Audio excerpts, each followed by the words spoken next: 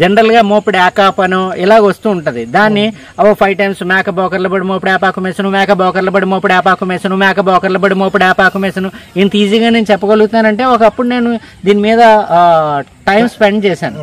So చెప్పు, మేక బోకర్ల బడి మోపుడు ఏపాకు మేసను, మేక బోకర్ల బడి మోపుడు ఏపాకు మేసను, మేక బోకర్ల బడి మోపుడు ఏపాకు మేసను, మేక బోకర్ల బడి మోపుడు ఏపాకు మేసను. దీన్ని ఇలాంటి తెలుగులో చాలా టంగ్ ట్విస్టర్స్ ఉన్నాయి. సో అలాగే ఎర్రవరం పాటి మీద 3 మొండిల్లారాలు, ఎర్రవరం పాటి మీద 3 మొండిల్లారాలు, తర్వాత 6 ఎర్ర లారీలు, 3 పచ్చ లారీలు, 6 ఎర్ర లారీలు, 3 నల్ల లారీలు, ఇట్లా చాలా ఉన్నాయన్నమాట. ఈ టంగ్ ట్విస్టర్స్ మనం ప్రాక్టీస్ చేయటం వల్ల చాలా స్పష్టంగా మాట్లాడడం వస్తుంది.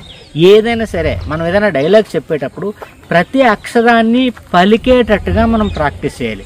తర్వాత ఇదేంటి ఎంత స్పష్టంగా పలకమంటున్నాడు, రియల్ లైఫ్లో అంత స్పష్టంగా పలకం కదా అని మనం ఒక డౌట్ వస్తుంది. ఇప్పుడు ప్రజెంట్ డైరెక్టర్స్ అయితే చాలా న్యాచురల్గా, ఎందుకు ప్రతి అక్షరాన్ని పట్టి చెప్తున్నావు, అవసరం లేదు, డ్రమాటిక్గా మాకు వద్దు, న్యాచురల్గా కావాలి అని అంటారు.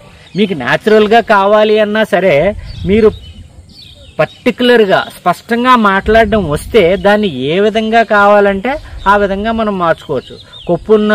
కొప్పున్నమ్మ ఎలా ముడిసినా సరే అందంగా ఉంటుంది అంటారు కదా. ఫస్ట్ మీకు పర్ఫెక్ట్గా చెప్పడం వస్తే దాన్ని ఏ విధంగానన్నా మార్చుకోవచ్చు అనమాట.